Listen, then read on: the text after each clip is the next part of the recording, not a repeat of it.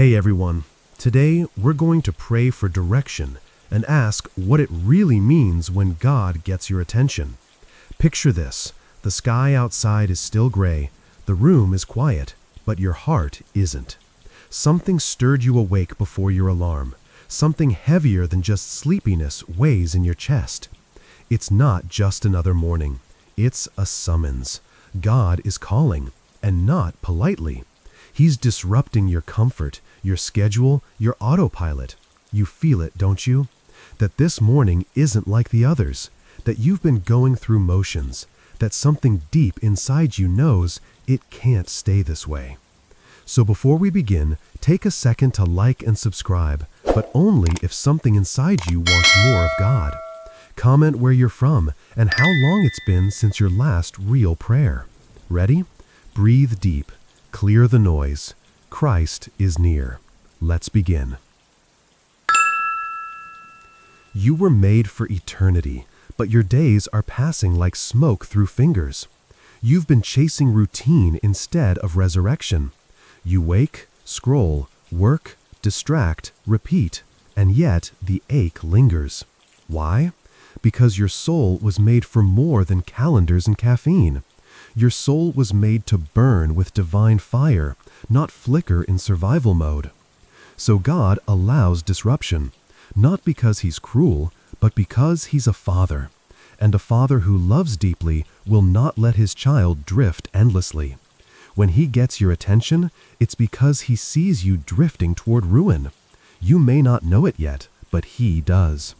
That sudden restlessness, that crisis, that unanswered prayer, that's not abandonment. That's Him shouting in mercy, "Come home." When was the last time you paused in the morning, not to check your to-do list, but to check your soul? When did you last ask Him not for things, but for direction? Not, "God bless my plan," but "God lead me into yours." There is a world of difference, and that one shift in posture can be the difference between confusion and clarity. Right now, God is not waiting for you to get it together. He's speaking already, through the silence, through the discomfort, through the holy interruption that is this very moment. He's not hard to find. He's right here, whispering, knocking, waiting. Can you hear Him? So here is your call to interior movement. This morning, don't just sip coffee. Don't just press play. Before anything else, kneel. Not for show, not with eloquent words. Just you, your raw self, and your Father. No mask, no filter. Just say, "Lord, I'm listening." Because maybe, just maybe, this morning, He really is trying to get your attention. You've been distracted too long. Heaven has been calling. You used to hear Him more clearly, remember? In those earlier years of faith, or maybe just in moments of crisis, you felt Him. You knew when He was near. But lately, it's been quiet. Not because God left, but because your world got loud. So many screens, so many voices, so many plans stacked on top of prayers that never happened. You don't mean to ignore Him. You're just busy, tired, distracted. But let's be honest, your soul is starving for something real.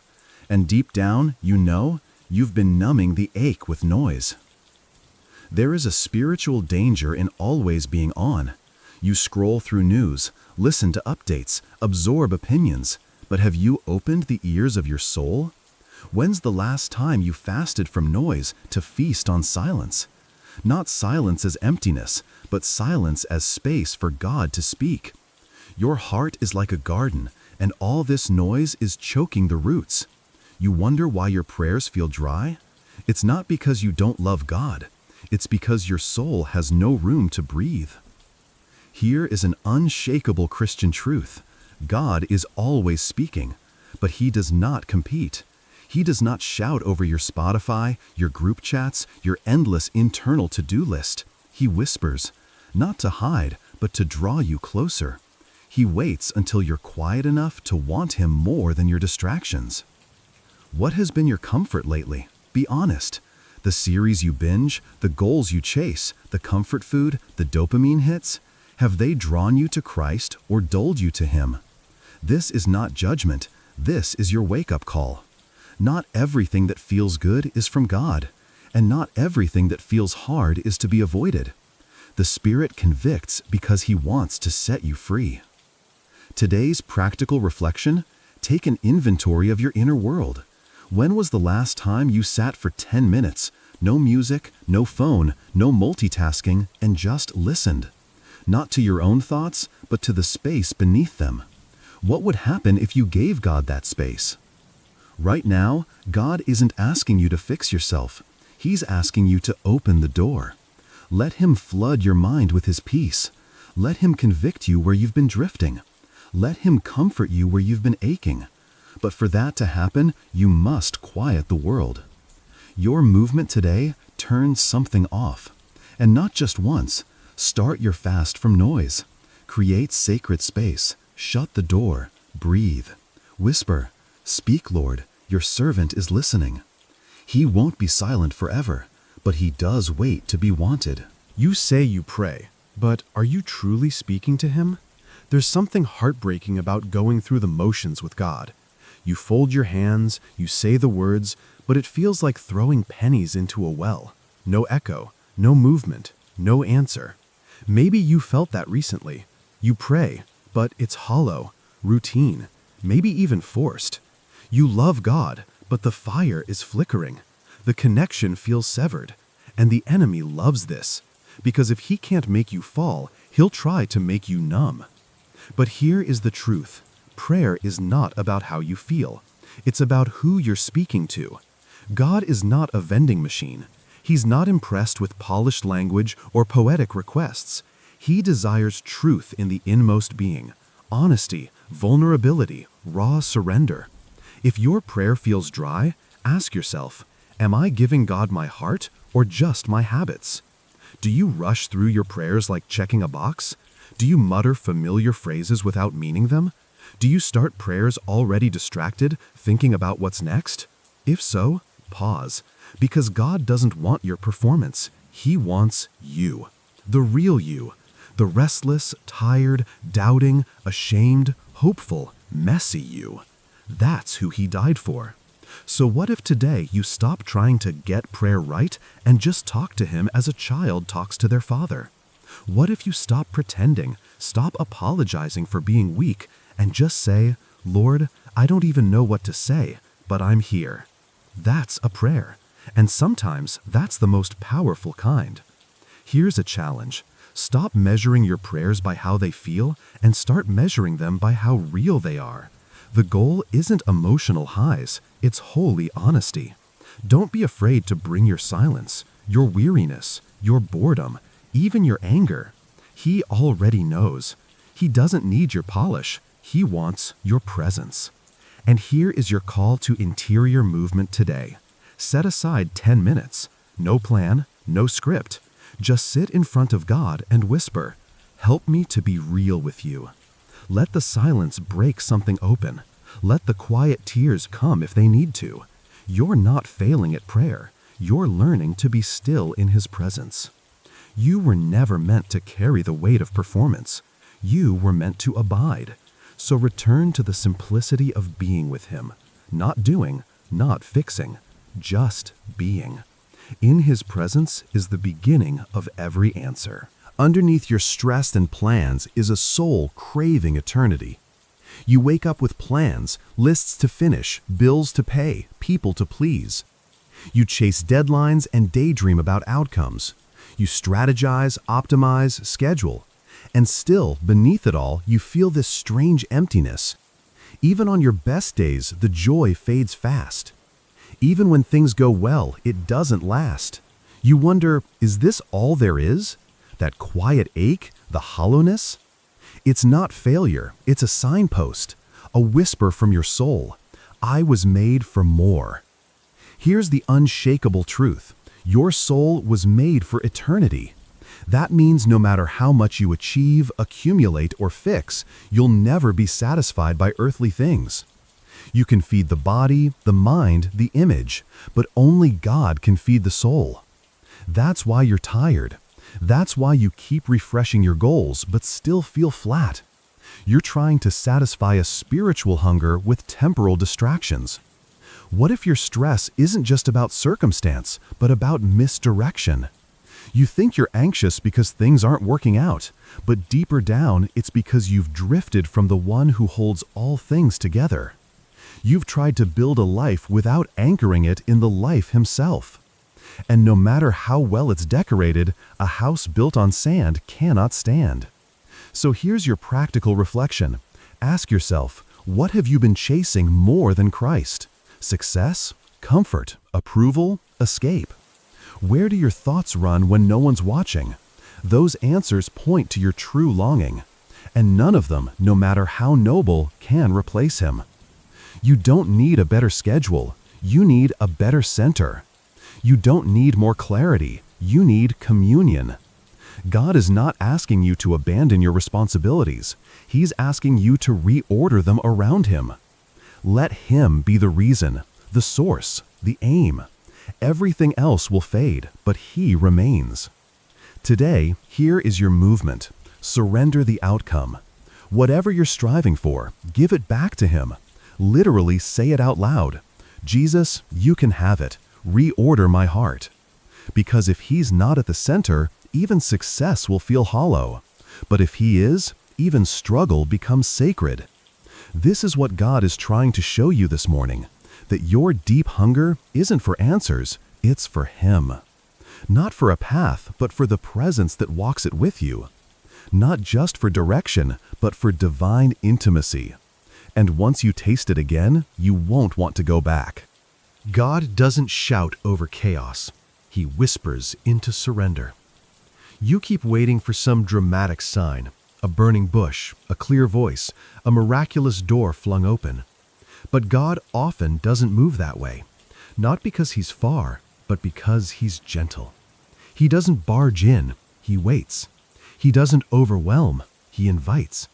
And that's where most people miss him, because they're looking for the thunder while he's whispering through the wind. God doesn't compete with your chaos. He doesn't force his voice to be louder than your anxieties, your scrolling, your distractions. He speaks through quiet promptings. He stirs you in the silence.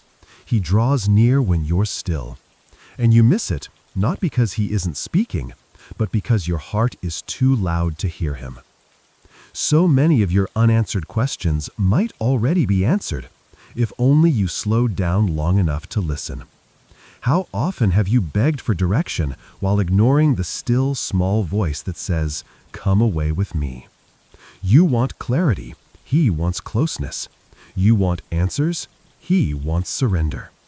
Here is your unshakable truth. God's voice is clearest to the heart that yields. Not to the smartest, not to the busiest, not to the most successful, but to the most surrendered. You think you need more information, but you need more intimacy.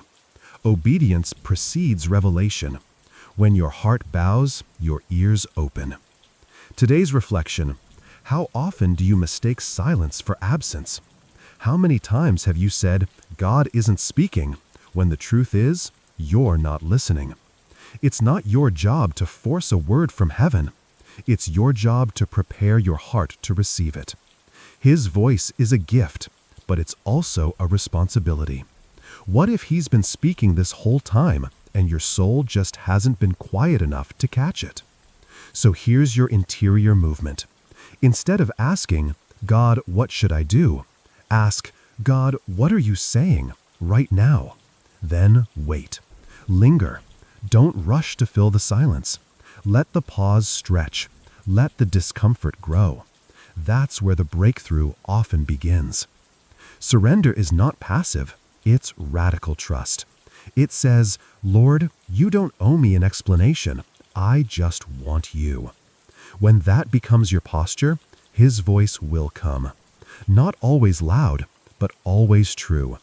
And you'll know it, because peace will settle where panic used to live.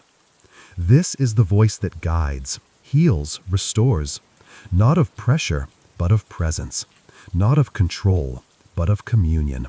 And he's speaking now. You just have to stop long enough to really listen. Suffering isn't a detour. It's a doorway to direction.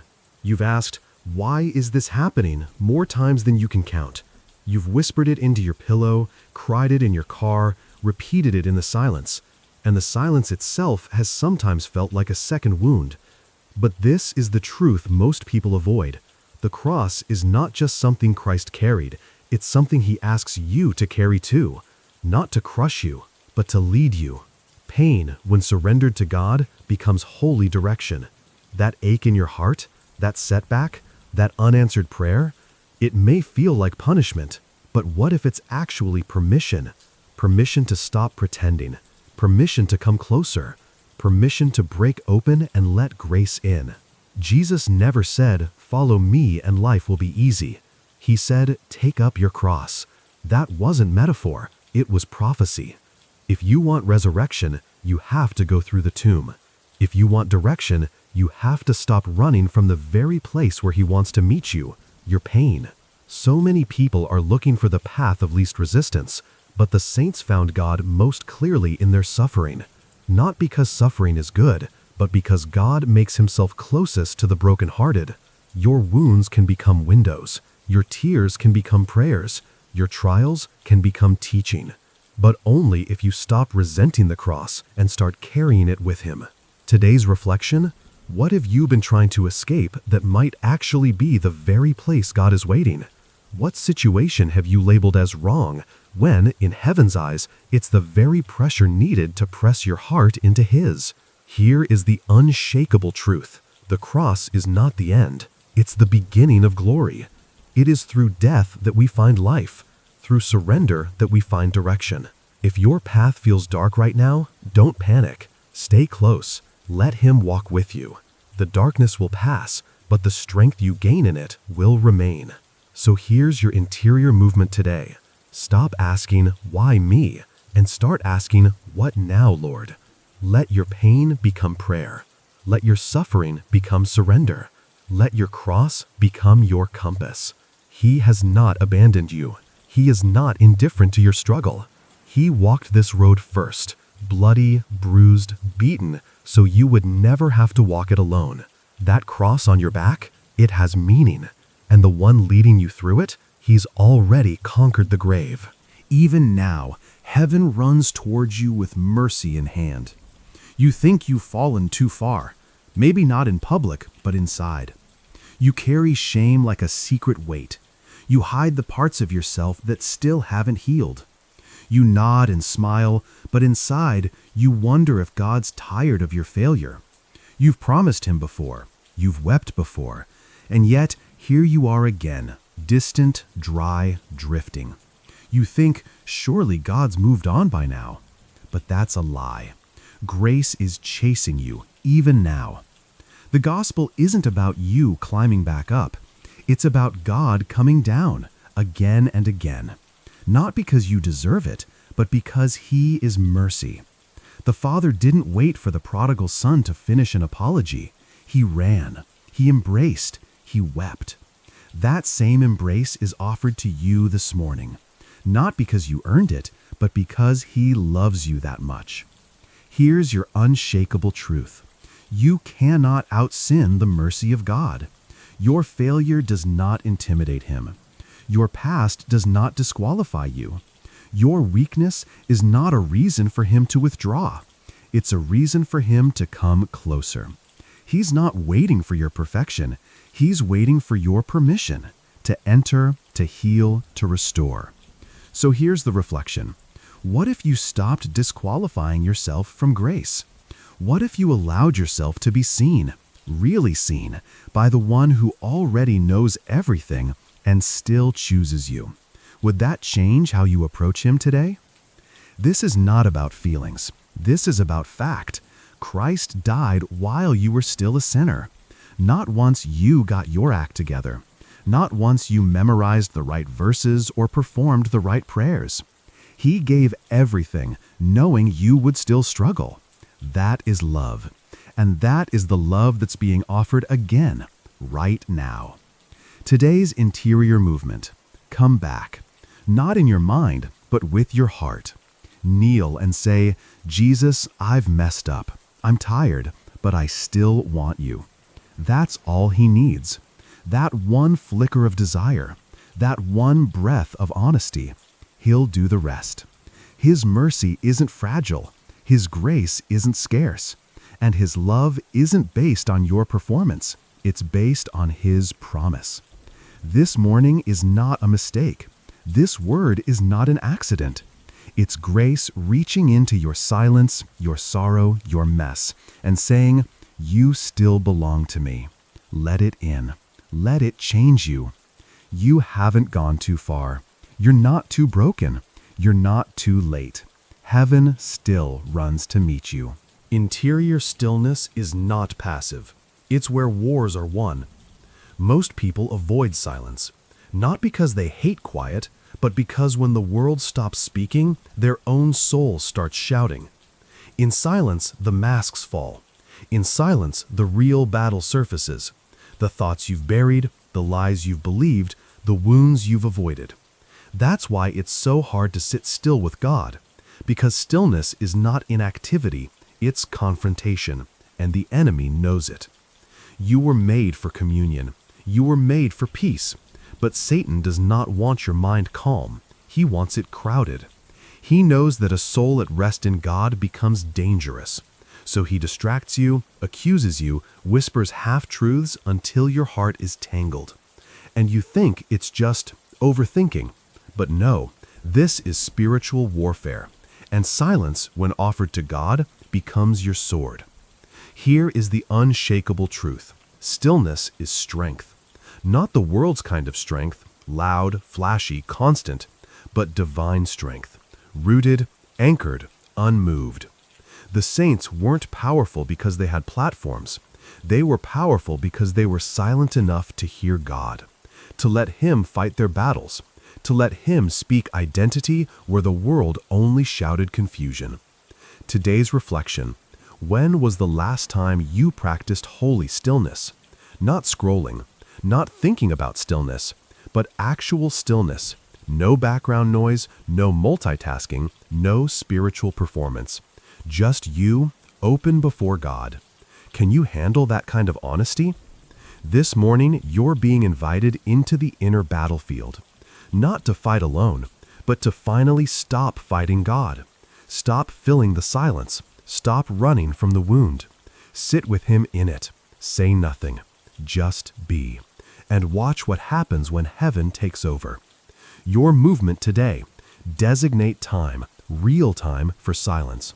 Not a rushed minute between meetings, but a sacred space, a consecrated pause. Begin it with a simple prayer. Jesus, I am here. Say what you will. Then wait. Let the unease rise. Let the thoughts come, and don't run from them. Invite him into each one. You don't have to control your thoughts. You just have to surrender them. You don't need perfect peace to sit with God. You need a willing heart. Silence isn't about achieving stillness. It's about yielding to presence. And when his presence floods your silence, strongholds break. This battlefield doesn't need your strength. It needs your surrender. And in that surrender, the victory is already won. Direction is found not in vibes, but in Eucharist and confession. You want clarity, you want peace, you want to hear from God. But are you going where he promised to meet you? The modern world has tried to reduce spirituality to feelings, vibes, affirmations. But the gospel is clear. Grace has visible doors. Christ gave us the sacraments not as suggestions, but as sacred appointments. And if you've been walking in confusion, perhaps it's because you've walked past the very places where Christ is waiting. This is the unshakable truth.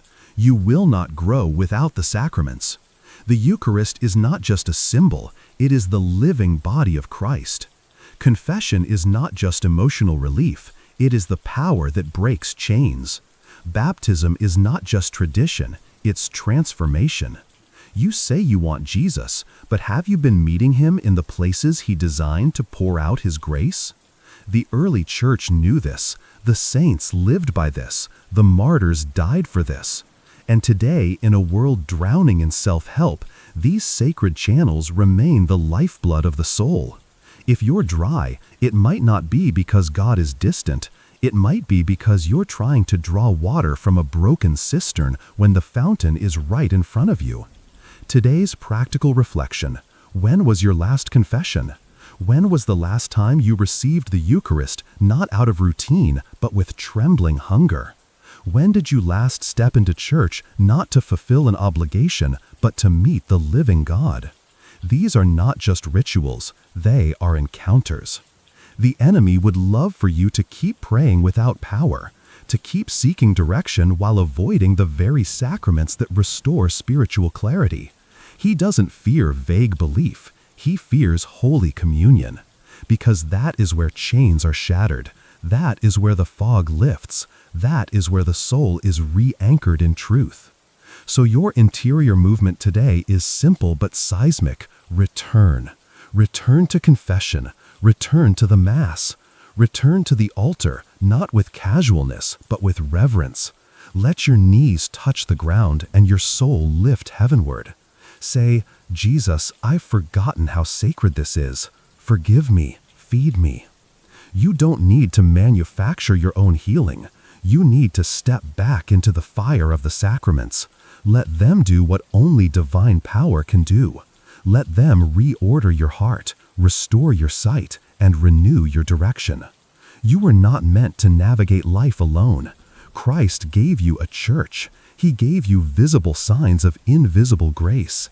He gave you Himself fully in every sacrament. Don't walk past Him again. You now know the way, so walk it like you believe. This morning has not been random. You didn't just stumble into this word. Heaven brought you here, not to inspire a moment, but to ignite a direction. You've seen the cracks, you've heard His whispers, you've felt the call. Now the question is simple: will you move? Not just emotionally, but decisively, spiritually, practically. Because now you can't unsee the truth. You can't unknow the way. You're no longer wandering in the dark. You've seen the light, and light demands a response. God is not calling you to sprint. He's calling you to step. Just one obedient step, and then another. Because faith isn't a flash, it's a path. And if you're waiting to feel ready, you never will. But if you trust the one who leads, you'll discover He's already gone ahead of you. Here is the unshakable truth: obedience brings direction. You don't need to have it all figured out. You just need to say yes. Not to a vague idea of goodness, but to a living person. Jesus Christ is not your consultant. He is your King. He doesn't suggest, He calls. And now He's calling you forward. So where is your next step?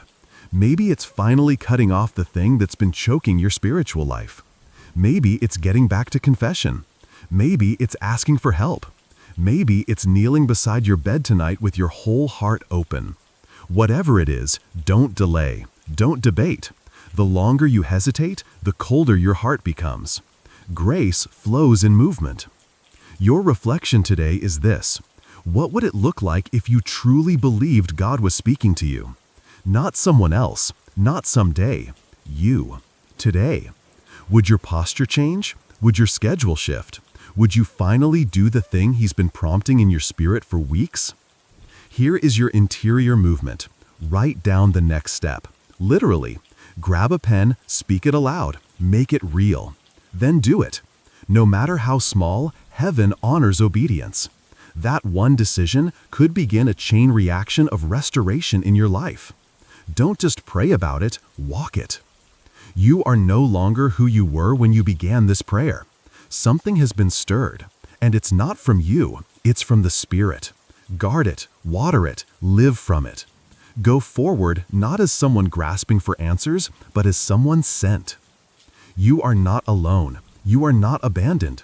The same God who disrupted your morning is the one walking beside you now, step by step. Light for your path, peace for your soul, power for your mission. Now rise, speak His name, and move.